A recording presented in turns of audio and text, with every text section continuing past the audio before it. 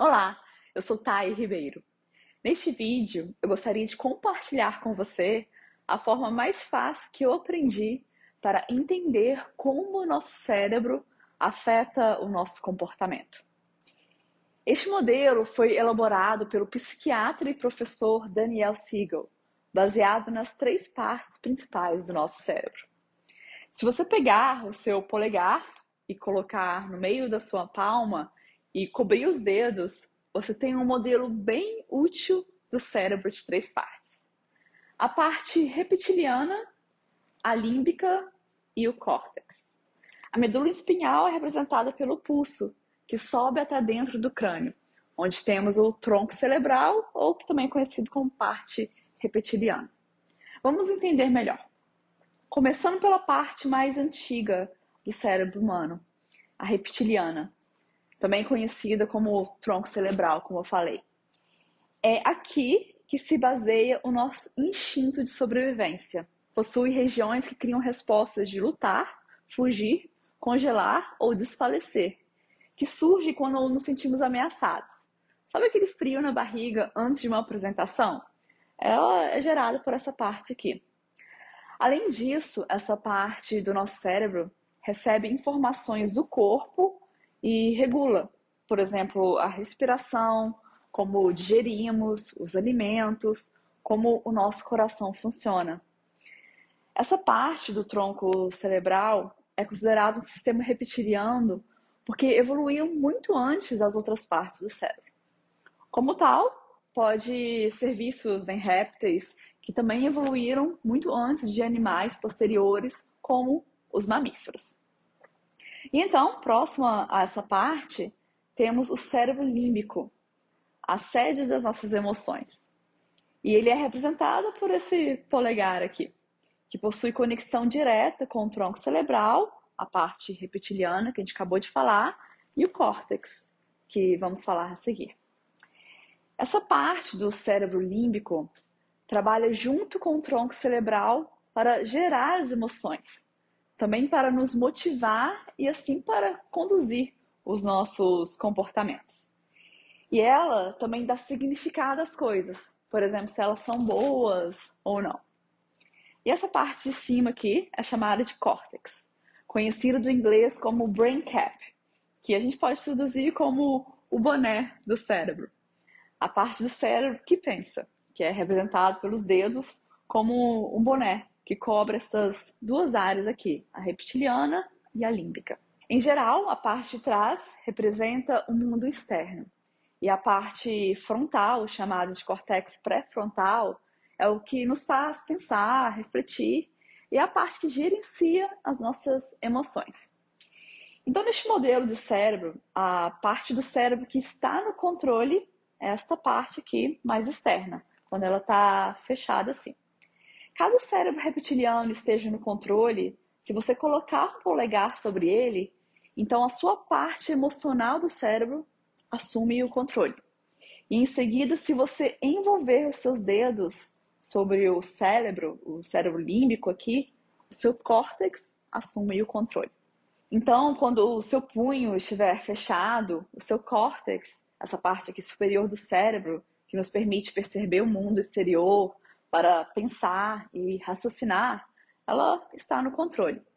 E é aí que você consegue aprender, você consegue se envolver no momento presente.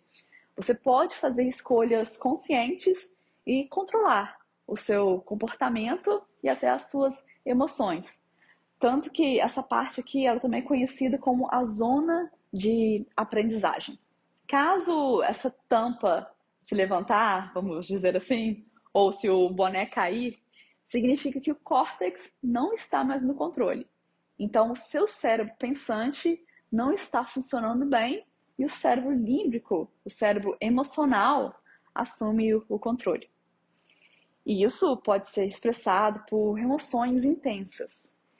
E a gente sabe que quando as suas emoções estão no controle, é bem difícil controlar os nossos comportamentos, pois você está sendo controlado pelas emoções e não pela parte mais racional do cérebro, já que a tampa se abriu ou o boné caiu. O que pode acontecer em seguida, em questão de até de milésimos de segundo, é que o seu cérebro move para o instinto de sobrevivência.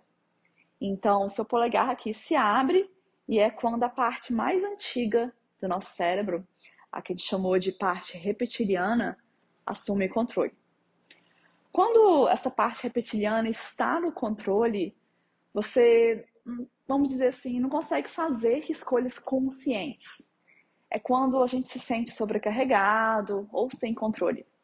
Então, neste modelo de mão do cérebro, seus dedos e o polegar abrem e fecham em resposta tanto aos sinais internos do corpo quanto à sua interpretação do mundo ao seu redor. Então, por exemplo, o estresse, a ansiedade, as angústias e o medo fazem com que os dedos se abram e o sentimento de segurança, contentamento e calma faz com que os dedos e o polegar se fechem novamente. É aí quando estamos vivendo no momento presente, com atenção e estamos engajados. É assim que podemos praticar reconectar a tampa ou colocar o boné de volta, né? Quando a parte atencional do cérebro está ativada, vamos dizer assim, que pode ser representado por essas duas unhas tocando essa região, quando elas tocam a palma da mão, é quando então a gente nos envolve em atividades de mindfulness ou atenção plena, que são atividades conscientes onde não só vestimos o boné, como ativamos essa parte aqui.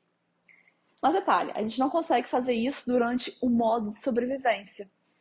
E isso porque naquele modo de sobrevivência que a gente viu antes, o instinto de sobrevivência é tão forte que é como um impulso humano para permanecer vivo, e sem instinto de sobrevivência a gente não poderia sair das situações perigosas que podem acontecer na nossa vida.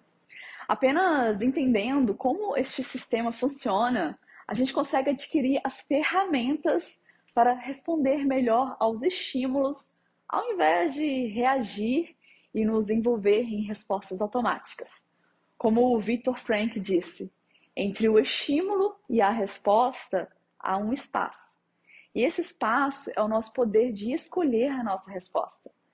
E é nessa nossa resposta que reside o nosso crescimento e a nossa liberdade. Ao praticar as atividades de mindfulness ou atenção plena, assumimos as nossas responsabilidades de ação em vez de reação, pois estamos utilizando melhor todos os recursos do nosso controle cognitivo para nos ajustarmos às mudanças do ambiente.